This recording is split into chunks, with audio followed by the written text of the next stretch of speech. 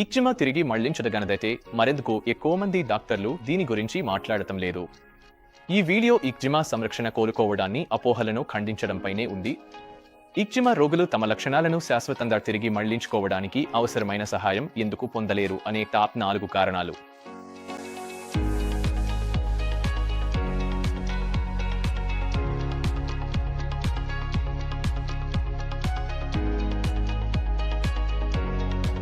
Hi, నేను doctor చంద్రదాసరి. Gut microbiome లోపం వల్ల కలిగే ఇమ్యూన్ ఇన్ఫ్లమేషన్ను తిరిగి మళ్లించడంలో నిపుణుడైన బోర్డు సర్టిఫైడ్ సర్జన్ని.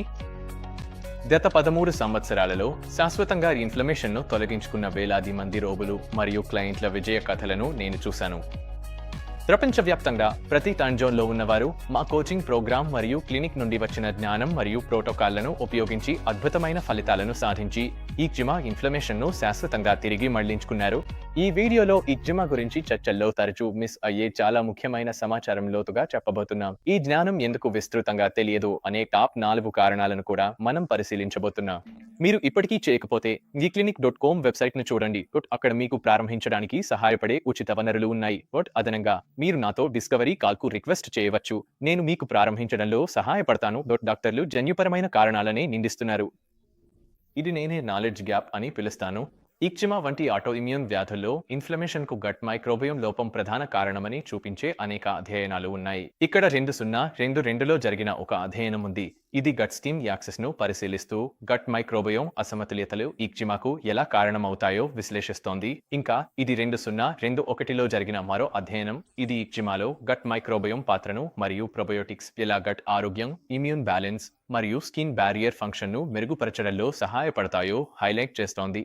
ఇంకా డైట్, జీర్ణక్రియ, నిద్ర, ఒత్తిడి మరియు వ్యాయామం ఇక్జిమాలో ఇన్ఫ్లమేషన్ను గణనీయంగా ప్రభావితం చేస్తాయని అదనపు పరిశోధనలు చూపిస్తున్నాయి.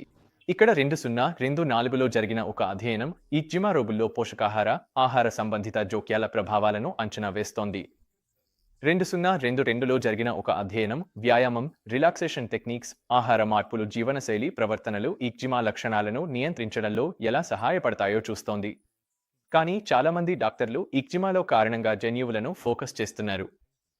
అది చూస్తే వారు జన్యువులే ఫలితాన్ని నిర్ణయిస్తాయని చెబుతున్నట్టే ఉంటుంది.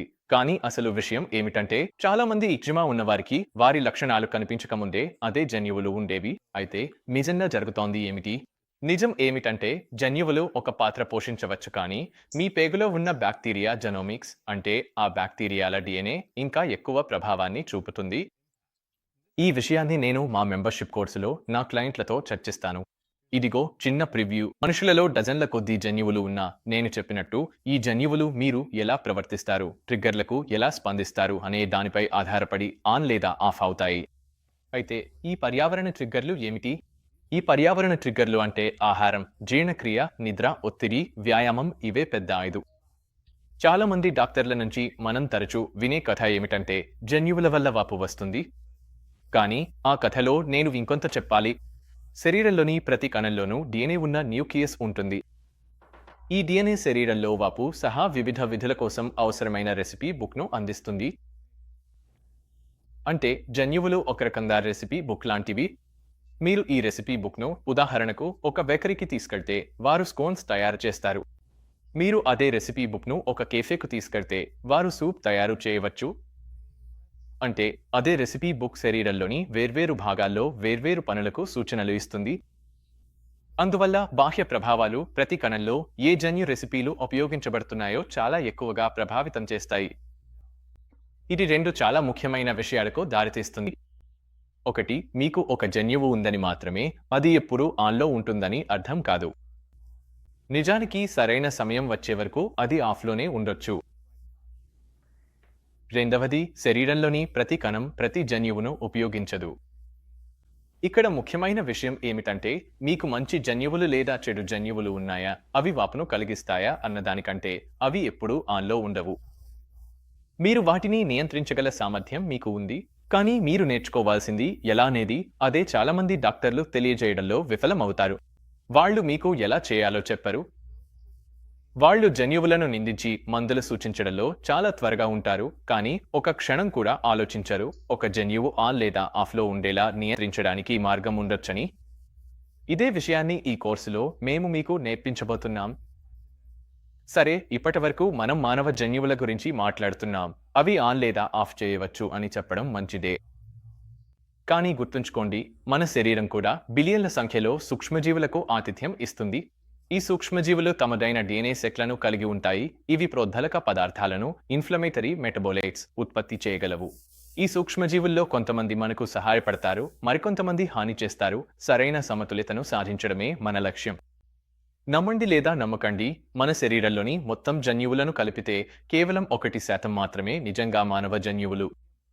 మిగిలిన 99% బ్యాక్టీరియా మరియు ఇతర సూక్ష్మజీవులవే. ఇవి ఎక్కువగా మన ప్రేగులు మరియు శ్వాసనాళాల్లో నివసిస్తాయి. జన్యుపరంగా సమస్యలు ఉన్నాయని నిందించే వారికి చెప్పాలంటే, మీ జన్యువులు అంతగా చెడ్డవిగా ఉండకపోవచ్చు. మీ జన్యువులు బాగానే ఉండొచ్చు.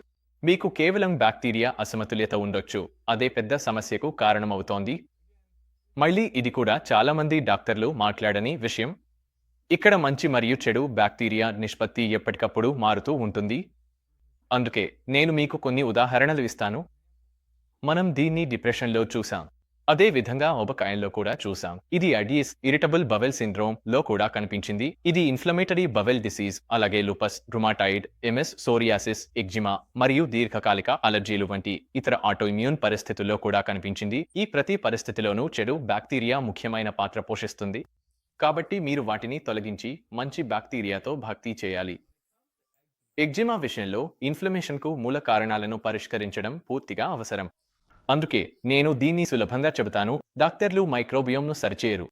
డాక్టర్లు ఏ అసమతుల్యతలు సంబంధితవో కూడా తెలియదు. నేను దీన్ని చాలా సులభంగా చెబుతాను. మైక్రోబియోమ్ అసమతుల్యతలు ఇన్ఫ్లమేషన్కు కారణమవుతాయి. మనం దీన్ని ఎందుకు తెలుసు అంటే, మన ఇమ్యూన్ సిస్టంలో 80% భాగం గట్లో ఉంటుంది. అలాగే ట్రిలియన్ల సంఖ్యలో బ్యాక్టీరియా, వైరస్లు, ఫంగస్లు మరియు ఇమ్యూన్ సెల్స్ అన్నీ పరస్పరం చర్య చేసి ఇన్ఫ్లమేషన్ను ఉత్పత్తి చేస్తాయి.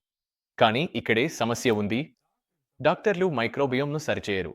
కనీసం ప్రస్తుతం డాక్టర్లు కొన్ని వేర్వేరు వర్గాల్లోకి వస్తారు. మైక్రోబయోమ్ క్రోన్స్ డిసీజ్ ఇన్ఫ్లమేషన్లో పాత్ర పోషిస్తుందని కూడా నమ్మని వారు ఒక వర్గం, మైక్రోబయోమ్ పాత్ర ఉందని తెలిసిన GI డాక్టర్లు ఇంకొక వర్గం. కానీ ఏ రకమైన అసమతుల్యతలు నిజంగా సంబంధితవో తెలియని వారు. అలాగే కొంతమంది అసమతుల్యతల కోసం పరీక్షలు చేస్తారు కానీ కారణం ఫలితాన్ని ఊహించలేరు. అందుకే వారు సాధారణ ప్రోబయోటిక్స్ను వాటిని సరిచేయడానికి ఉపయోగిస్తారు.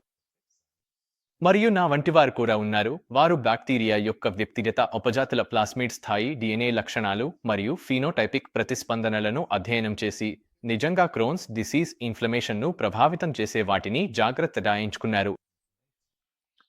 గట్ మైక్రోబియోమ్ను తిరిగి సరిచేయడం ఖచ్చితంగా ఆధారాలతో కూడినదిగా ఉండాలి, యాదృచ్ఛికంగా లేదా నిర్లక్ష్యంగా కాకూడదు. అదే విధంగా ఇన్ఫ్లమేషన్ను పరిష్కరించగల జన్యు ప్లాస్మిడ్లు ఉన్న బ్యాక్టీరియా సమూహంలోని వ్యక్తిగత ఉపజాతులను కూడా పరిగణనలోకి తీసుకోవాలి. ఒక గట్ మైక్రోబియోమ్ పరీక్షలో మీకు డిస్బయోసిస్ లేదా ఓవర్గ్రోత్ లేదా లీకీ గట్ ఉందని చెప్పినంత మాత్రాన తక్కువగా ఉన్న స్ట్రెయిన్లను అందంగా భర్తీ చేయాలి అన్నది కాదు.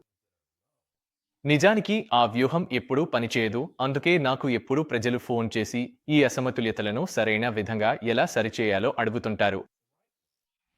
రెండవది, డాక్టర్లు ఎగ్జిమాకు ఫైటోన్యూట్రియంట్ల ఆరోగ్యకరమైన శక్తి గురించి తెలియదు. ఫైటోన్యూట్రియంట్లు అనేవి ప్రధానంగా మొక్కలు మరియు శిలీంధ్రాలలో కనిపించే అణు సమ్మేళనాలు. ఇవి మన ఆరోగ్యంపై బలమైన సానుకూల ప్రభావాన్ని చూపుతాయి. ఇవిలో సూపర్ ఫుడ్స్, మైక్రోన్యూట్రియంట్లు మరియు యాంటీఆక్సిడెంట్లు కూడా ఉంటాయి. ఫైటోన్యూట్రియంట్లు ఎగ్జిమాను నియంత్రించడంలో కీలక పాత్ర పోషిస్తాయి. కానీ అవి నిజంగా ఏమిటి?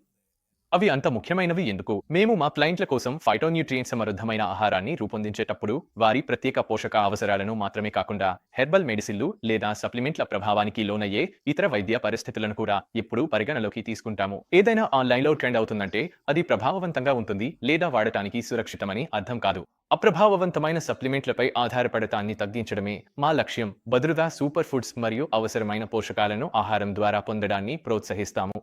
విటమిన్లు, ఖనిజాలు మరియు ఫైటోన్యూట్రియంట్ల వంటి మైక్రోన్యూట్రియంట్లు ఈ విధానానికి పునాది. కార్బోహైడ్రేట్లు, కొవ్వులు మరియు ప్రోటీన్లు వంటి మాక్రోన్యూట్రియంట్లు కూడా అంతే ముఖ్యమైనవి. ఈ పోషకాలను ప్రతిరోజు సరైన నిష్పత్తిలో తీసుకోవడం ద్వారా మెటబాలిక్ సమస్యలను పరిష్కరించడంలో మరియు ఎగ్జిమాతో వచ్చే వాపును తగ్గించడంలో సహాయపడుతుంది. ఈ నిష్పత్తులు తప్పుగా ఉంటే ఆరోగ్యం తిరిగి పొందడం చాలా కష్టంగా మారుతుంది. అందుకే పోషణలోని ఈ అంశాలను జాగ్రత్తగా సర్దుబాటు చేయడం చాలా ముఖ్యమైనది. ఎగ్జిమాకు అనువైన ఆహారం గురించి వివరంగా చెప్పే వీడియో కూడా నా వద్ద ఉంది. కాబట్టి మా ఛానల్ను పరిశీలించడాన్ని మరియు ఆ వీడియోను చూడడాన్ని మర్చిపోకండి. మూడవది, ఇది చాలా ముఖ్యమైనది. డాక్టర్లకు రోగులను విజయవంతంగా మార్గనిర్దేశం చేయడానికి అవసరమైన సమయం ఉండదు. మీలో ఎంతమంది డాక్టర్ దగ్గరకు వెళ్లి డాక్టర్ 15 సెకన్లలోపే లోపలికి వచ్చి బయటకు వెళ్లిపోతున్నారని అనుభవించారు? అక్కడ మొత్తం దృష్టి పరీక్షలు ఆర్డర్ చేయడంపై, మందులు సూచించడంపై లేదా ఇతర నిపుణుల వద్దకు పంపించడంపైనే ఉంటుంది. ఆహారం, జీర్ణక్రియ, నిద్ర, ఒత్తిడి, వ్యాయామం, ట్రామా, సప్లిమెంట్లు లేదా జీవనశైలిలో మార్పుల గురించి ఎక్కడైనా మాట్లాడుతున్నారా? అది అసలు జరగదు. మా క్లినిక్ కోచింగ్ ప్రోగ్రాంలో విధానం పూర్తిగా భిన్నంగా ఉంటుంది. సగటున మా కోచింగ్ ప్రోగ్రాంలో మొదటి కొన్ని వారాల్లోనే ప్రతి క్లయింట్తో మేము 200 నుండి 300 సార్లు కమ్యూనికేట్ చేస్తాము. ఇంత స్థాయిలో నిబద్ధతను మీరు సాధారణ డాక్టర్ ఆఫీసులో చూడలేరు. ఇది స్పష్టమే. మేము ప్రతిదీ ట్రాక్ చేస్తాము: లక్షణాలు, ఆహారం, నిద్ర, బరువు, వ్యాయామం, రోజుబా మూవ్మెంట్స్, మలాన్ని కూడా. ఇలాంటి వివరమైన ట్రాకింగ్ ఎగ్జిమా ఇన్ఫ్లమేషన్ను అర్థం చేసుకోవడానికి, పరిష్కరించడానికి చాలా కీలకం. పునరుద్ధరణ విషయంలో ప్రతి వివరము ముఖ్యం. ఒక్క ముఖ్యమైన అంశాన్ని కూడా మిస్ అయితే మీ ఆరోగ్య ప్రయాణం ఆగిపోవచ్చు. నిజం ఏమిటంటే, వైద్య వ్యవస్థ ఇంత స్థాయిలో సంరక్షణను అందించేందుకు రూపొందించబడలేదు. డాక్టర్లకు ఇది చేయడానికి సమయం ఉండదు. వారి పని విధానం అంటే రోగులను తక్కువ సమయం పాటు చూడటం, పరీక్షలు మరియు మందులు సూచించడం, నెలల తర్వాత ఫాలోఅప్లు షెడ్యూల్ చేయడం. అందుకే చాలా మంది ఎగ్జిమా ఉన్నవారు మెరుగుపడటానికి ఇబ్బంది పడుతున్నారు. చాలా మంది డాక్టర్లు ఎగ్జిమా ఇన్ఫ్లమేషన్ను తిరిగి తగ్గించడం సాధ్యపడదని అనుకుంటారు, కానీ అది నిజానికి చాలా దూరంగా ఉంది. ఇది చేయడం సాధ్యమే. నాలుగవది, మందులపైగా ఆధారపడటం, వాటి దుష్ప్రభావాలు మరియు ప్రత్యామ్నాయాలను తక్కువగా అంచనా వేయడం. డాక్టర్లు ఎగ్జిమా చికిత్స కోసం పరిశోధన ట్రయల్స్పై ఆధారపడతారు. ఈ రాండమైజ్ కంట్రోల్ ట్రయల్స్ వైద్య పరిశోధనలో గోల్డ్ స్టాండర్డ్, కానీ ఇవి నిర్వహించడానికి కోట్లాది డాలర్లు ఖర్చవుతాయి. ఇందువల్లే ఎక్కువగా పెద్ద ఎగ్జిమా ట్రయల్స్ కి ఔషధ కంపెనీలు నిధులు సమకూర్చుతుంటాయి. ఇది ఎందుకు జరుగుతుందో అర్థం చేసుకోవడం సులభమే. ఒక ఔషధం పనిచేస్తే దాన్ని మార్కెట్లోకి తీసుకురావచ్చు, విస్తృతంగా ప్రకటన చేయవచ్చు మరియు కొన్ని సంవత్సరాల పాటు పేటెంట్ల ద్వారా రక్షించవచ్చు. కానీ స్పష్టంగా చెప్పాలంటే, నేను ఔషధాలకు వ్యతిరేకం కాదు. ఎగ్జిమా చికిత్సలో మందులు ముఖ్యమైన పాత్ర పోషిస్తాయి మరియు అవి చాలా మందికి జీవితాన్ని మార్చేలా ఉంటాయి. నా ఆందోళన డాక్టర్లు మరియు రోగులకు చికిత్స సమాచారం ఎలా అందించబడుతోంది అన్న దానిపై ఉంది. క్లినికల్ ట్రయల్స్లో విజయవంతమైన మందులకు ఎక్కువ దృష్టి లభిస్తుంది, కానీ ఇంకా పనిచేసే ఇతర విధానాలు తరచూ గుర్తించబడవు. దురదృష్టవశాత్తు సహజ చికిత్సలు లేదా హర్బల్ మెడిసిన్లు, ప్రొబయోటిక్స్తో కూడిన ఆహార మార్పులు వంటి పరిష్కారాలకు పెద్ద స్థాయిలో ప్రయోగాలు నిర్వహించేందుకు ఆర్థిక మద్దతు చాలా అరుదుగా లభిస్తుంది. ఈ మద్దతు లేకపోతే ఈ ప్రత్యామ్నాయాలు తరచూ చర్చలోకి రావడం లేదు. మీరు చివరిసారిగా బ్రోకోలీ వంటి పోషకాలు అధికంగా ఉండే ప్రత్యుపద్రవ ఆహారానికి ప్రకటన ఎప్పుడైనా చూసారా? కొన్ని సందర్భాల్లో ఈ ప్రత్యామ్నాయాల గురించి చర్చించడమే పరిమితి చేయబడుతోంది. ఎగ్జిమాకు సహజ మార్గాల గురించి సమాచారం పంచుకున్నందుకు నా సహచరులను తప్పుదారి పట్టించే సమాచారం పంచుతున్నారని ఆరోపించబడిన సందర్భాలు నేను చూశాను. రోగులను హానికరమైన చర్యల నుండి రక్షించడం ముఖ్యమైనదే అయినా, ఇది వైద్య రంగంలో చలామణిలో ఉన్న సరైన ప్రత్యామ్నాయాలపై చర్చను కూడా పరిమితం చేస్తుంది. ఇది చెడు ఉద్దేశ్యాల గురించి కాదు. ప్రతి ఒక్కరూ తమ వంతుగా ఉత్తమంగా చేయాలని ప్రయత్నిస్తున్నారు, కానీ ఎగ్జిమాకు మందులే దీర్ఘకాలిక పరిష్కారం అన్న భావన వైద్య సంస్కృతిలో బలంగా నాటుకుపోయింది. దీనివల్ల ఇతర ప్రభావవంతమైన పరిష్కారాలు తగిన గుర్తింపు పొందడం చాలా కష్టం అవుతోంది. పాశ్చాత్య శిక్షణ పొందిన శస్త్రచికిత్సకుడిగా నేను మందులు మరియు శస్త్రచికిత్సను ఉపయోగించి రోగులకు సహాయం చేశాను, కాబట్టి మన వృత్తి తక్కువగా భావించే ఇతర ప్రభావవంతమైన ఎగ్జిమా నిర్వహణ తిరిగి సాధించడానికి మార్గాలు ఉన్నాయని నాకు తెలుసు. సరే, ఈ వీడియో కొంత స్పష్టతను అందించిందని నేను ఆశిస్తున్నాను. మీ డాక్టర్ ప్రత్యామ్నాయ పరిష్కారాల గురించి తగిన సమాచారం ఇవ్వకపోతే అది ఎంత నిరాశ కలిగించేదో నాకు తెలుసు. అందుకే ప్రతి వ్యక్తికి ఉత్తమమైన ఎంపికలను అన్వేషించేందుకు మరియు ప్రశ్నలకు సమాధానాలు ఇవ్వడానికి నేను డిస్కవరీ కాల్స్ అందిస్తున్నాను. మీరు లేదా మీకు తెలిసిన ఎవరికైనా ఎగ్జిమా సమస్య ఉంటే ఈ వీడియోను వారితో పంచుకోండి. వారు వెతుకుతున్న ఉపశమనం ఈ వీడియో ద్వారా వారికి దొరకవచ్చు. చివరిగా, ఇలాంటి మరిన్ని విషయాల కోసం లైక్ చేయడం మరియు సబ్స్క్రైబ్ చేయడం మర్చిపోకండి. ఇది మైండ్ విటమిన్ క్లినిక్ నుండి డాక్టర్ చాను దాసరి. మళ్ళీ కలుద్దాం.